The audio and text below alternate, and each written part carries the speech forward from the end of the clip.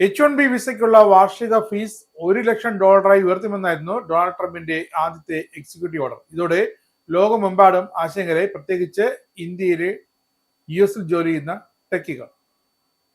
ഇന്ത്യയിൽ നിന്നുള്ള ആയിരക്കണക്കിന് ടെക്കികൾ US സമ്പദ് വ്യവസ്ഥയെ താങ്ങി നിർത്തുന്നവരാണെന്ന് പറയുന്നതിൽ അതിശയോക്തിയൊന്നുമില്ല. ഇന്ത്യൻ വിദേശകാര്യ മന്ത്രാലയവും ഈ ട്രംപിന്റെ നീക്കത്തെ കുടിയേറ്റ വിരുദ്ധ നീക്കം എന്ന് തന്നെ കടുത്ത ഭാഷയിലാണ് വിമർശിച്ചത്. കടുത്ത അതേ ഭാഷയിൽ തന്നെ വിദേശകാര്യ മന്ത്രാലയം ഈ തീരുമാനത്തിനെതിരെ പ്രസ്താവന ഇറക്കുകയും ചെയ്തു.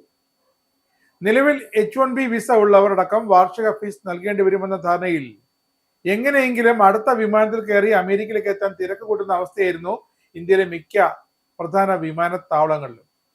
കുടുംബവുമായി അവധിക്ക് വന്നവരെല്ലാം പെട്ടുപോയ അവസ്ഥ. എക്സിക്യൂട്ടീവ് ഓർഡറും അതിന്റെ ഉപഭേദഗതികളും വകഭേദഗതികളുമൊക്കെ രാത്രിയോ പകലോ എന്നൊന്നില്ലാതെ വെളുപ്പാങ്കാലത്തും അർദ്ധരാത്രിയും ഒക്കെ പുറത്തിറക്കിക്കൊണ്ടിരിക്കുന്ന വൈറ്റ് ഹൗസും ഡൊണാൾഡ് ട്രംപും ഒക്കെ ഇന്ത്യക്കൊരു പണി തന്നെയാണ് കൊടുത്തത്. നിലവിലെ വിസക്കാരാണ് ഇതിൽ വലഞ്ഞത്. ഇതോടെ ട്രംപിന്റെ വിസ വർധനവിന് പിന്നാലെ US വിടരുത് എന്ന് ജീവനക്കാർക്ക് കർശന നിർദ്ദേശം നൽകിയിരിക്കുകയാണ് Microsoft, Meta, JP Morgan, Amazon തുടങ്ങിയ കമ്പനികൾ. ഇന്ത്യക്കടക്കം നിരവധി വിദേശികൾ ഇവിടെ ജോലി ചെയ്യുന്നുണ്ട്. 14 ദിവസമെങ്കിലും നിങ്ങൾ ഈ രാജ്യത്ത് തുടരണമെന്ന് അവർ ആവശ്യപ്പെട്ടിട്ടുണ്ട്. അവധിയെല്ലാം റദ്ദാക്കി.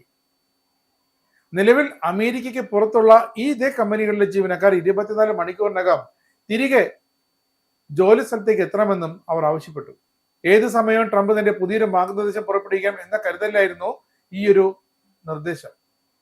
ഇതോടെ വിദേശത്തുള്ളവർ ഏത് വിധേനയും അമേരിക്കയിലേക്ക് മടങ്ങാൻ ശ്രമം തുടങ്ങിയപ്പോൾ വിമാനത്താവളങ്ങളിലടക്കം തിരക്ക് വർദ്ധിച്ചിരുന്നു. അതേ H1B1 വിസ ഫീസ് വർധന മാനുഷികമായ കടുത്ത പ്രത്യാഘാതങ്ങൾ ഉണ്ടാക്കുന്നതാണെന്നാണ് ഇന്ത്യൻ വിദേശകാര്യ മന്ത്രാലയം പ്രതികരിച്ചത്.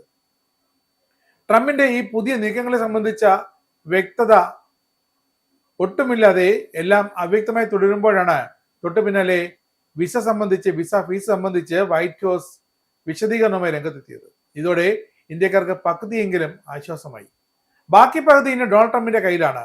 White house press secretary Karoline Leavitt പറഞ്ഞ പ്രകാരം H1B1 വിസയിലെ പുതിയ ഫീസ് പുതിയ അപേക്ഷകൾക്കാകും ബാധകമാകുക.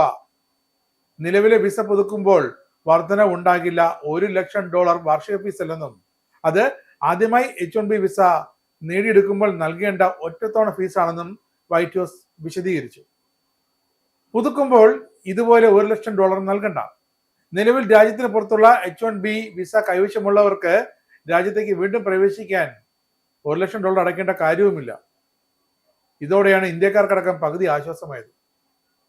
ട്രംപ് ഭരണകൂടം H1B വിസയുടെ ഫീസ് ഒരു വർഷം $1,00,000 ആക്കി.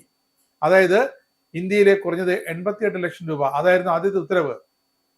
നിലവിൽ 2.5 മുതൽ 5 ലക്ഷം രൂപ വരെ വരുന്ന ഫീസാണ് 20-30 ഇരട്ടിയായിട്ട് അങ്ങ് വർദ്ധിപ്പിച്ചത്.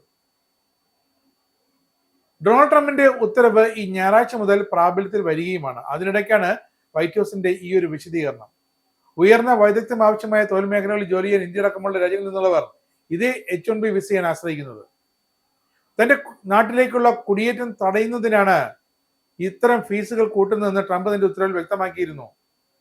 വ്യക്തികളല്ല, അവരെ US കൊണ്ടുവരുന്ന കമ്പനികളാണ് ഫീസ് നൽകേണ്ടതെന്നും ട്രംപിന്റെ ആ തന്ത്രപരമായ ഉത്തരവിൽ പറയുന്നുണ്ട്. കാര്യം എന്താണ്?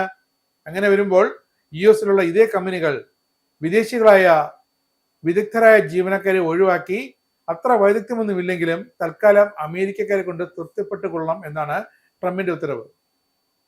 എന്തായാലും വൈറ്റ് ഹൗസിന്റെ ഈ വിശദീകരണത്തോടെ US ഇന്ത്യക്കാരുടെയെങ്കിലും ആശങ്കകൾ ഒന്ന് മാറിയിട്ടുണ്ട്. ഫീസ് ഉയർന്നതോടെ ഇന്ത്യൻ ടെക്കുകളെയൊക്കെ വഴിയിൽ കളഞ്ഞ് അമേരിക്കയിലെ കുറഞ്ഞ വരുമാനത്തിലുള്ള ജീവനക്കാരെ അവർക്ക് കുറഞ്ഞ വരുമാനം നൽകിയാൽ മാത്രം പോരാ, കുറഞ്ഞ വൈദഗ്ധ്യമായിരിക്കും അവർക്കുള്ളത്. എങ്കിലും മറ്റ് ഗതിയില്ലാതെ ഇവരെയൊക്കെ ഏറ്റെടുത്ത് തലയിൽ വയ്ക്കാൻ ഇതേ കമ്പനികൾ, ആമസോൺ അടക്കമുള്ള കമ്പനികൾ തയ്യാറാകേണ്ടി വരും. എന്തായാലും ട്രംപിന്റെ ഈ നീക്കം അമേരിക്കയിലെ ടെക് ഭീമന്മാർക്കും ഒരു വലിയ പ്രഹരം തന്നെയാണ്. മന്ദഗതിയിലാക്കും IT മേഖലയിലെ എല്ലാ പ്രവർത്തനങ്ങളെയും ഇതെന്ന് വളരെ വ്യക്തം. ഉന്നത വിദ്യാഭ്യാസവും പരിശീലനവും വൈദഗ്ധ്യം ആവശ്യമുള്ള മേഖലകളിൽ വിദേശത്തു നിന്നുള്ള വൈദഗ്ധ്യമുള്ളവരെ അവരുടെ കഴിവനുസരിച്ച് നിയമിക്കാൻ അമേരിക്ക അനുവദിക്കുന്ന വിസയാണ് H1B വിസ. അതിലോ ഇന്ത്യയിൽ നിന്നാണ് ഏറ്റവും കൂടുതൽ H1B വിസയുള്ള അപേക്ഷകൾ അമേരിക്കയ്ക്ക് ലഭിക്കുന്നത്. 10,000-ലധികം H1B വിസകളാണ് ആമസോൺ ഈ വർഷം നേടിയെടുത്തത്. തൊട്ടു പിന്നാലെ Tata consultancy, TCS, Microsoft, Apple, Google ഇവരുമുണ്ട്.